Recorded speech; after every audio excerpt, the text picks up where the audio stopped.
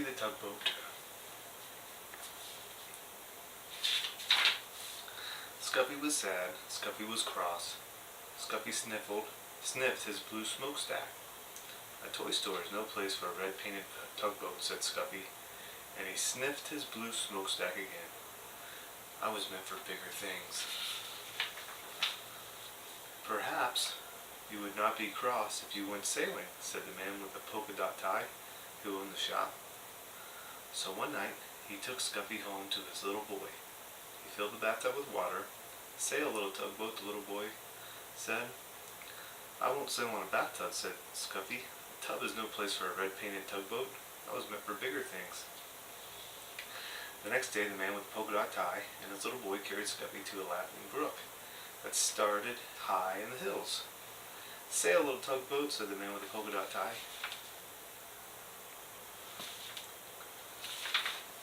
It was spring, and the brook was full to the brim with its water, and the water moved in a hurry.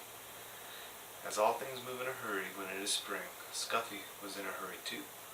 Come back, little tugboat, come back, cried the little boy, as the hurrying brimful brook carried Scuffy downstream. Not I, tooted Scuffy, not I. This is the life for me.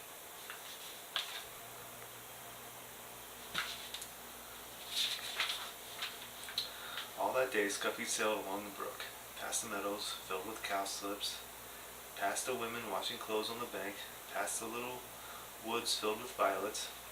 Cows came to the brook to drink. They stood in the cool water, and it was fun to sail around between their legs and bump softly into their noses. It was fun to see them drink. But when a white and brown cow almost drank Scuffy instead of the brook's cool water, Scuffy was scared. That was not fun.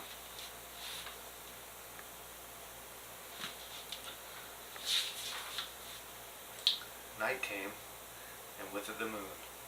There was nothing to see but the quiet trees. Suddenly an owl called out, "Hoot, hoot." "Toot, toot," cried the frightened tugboat, and he wished he could see the smiling face of the man with a polka dot tie. When morning came, Scuffy was cross instead of frightened. I was meant for bigger things, but which way am I to go, he said. But there was only one way to go, and that was with the running water where the two brooks met to form a small river. And with the river sailed Scuffy, the red-painted tugboat.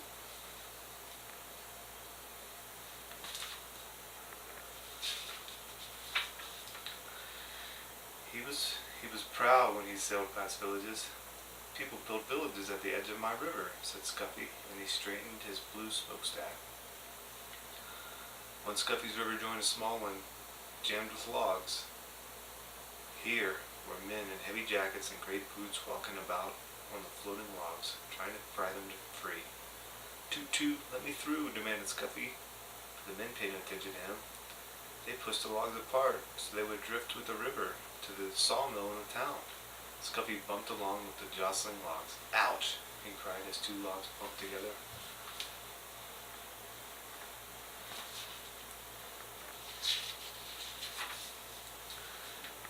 "This is a fine river," said Scuffy. "It's very busy and very big for me." He was proud when he sailed under the bridges. "My river is so wide and so deep that people must build bridges to cross it." The river moved through big towns now instead of villages, and the bridges over it were very wide. Wide enough so that many cars and trucks and streetcars could cross all at once.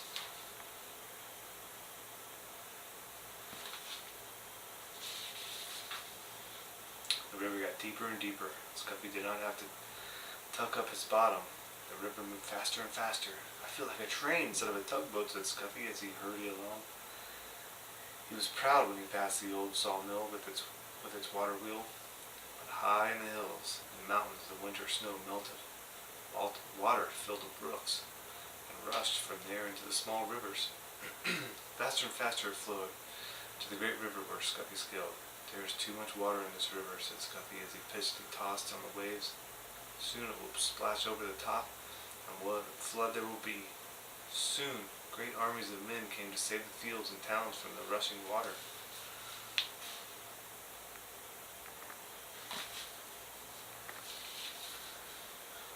They filled bags with sand and put them at the edge of the river. "They're making higher banks for the river," shouted Scuffy, "to hold the water back." The water rose higher and higher. The men built the sandbags higher and higher. Higher went the river, higher went the sandbags. At the last water rose no more. At last the water rose no more. The flood water rushed onto the sea. Scuffy raced along with the flood. The people in the fields and towns were safe.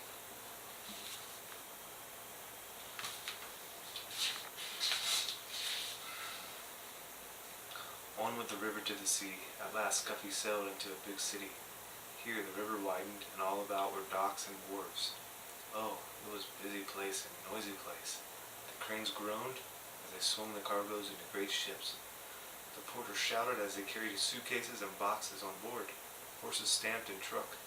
Motors roared, streetcars clanged, and people shouted. Scuffy said, "Toot toot," but nobody noticed.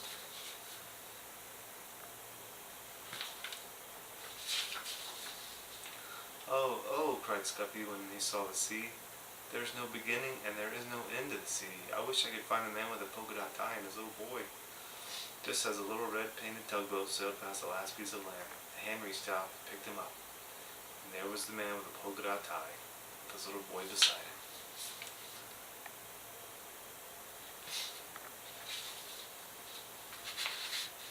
Scuffy is home now, the man with the polka dot tie and his little boy. He sails from one end of the bathtub to the other. "This is the place for a red painted tugboat," said Scuffy, "and this is the life for me." Alright fellas, night night. Give mommy a kiss. I love you. Bye.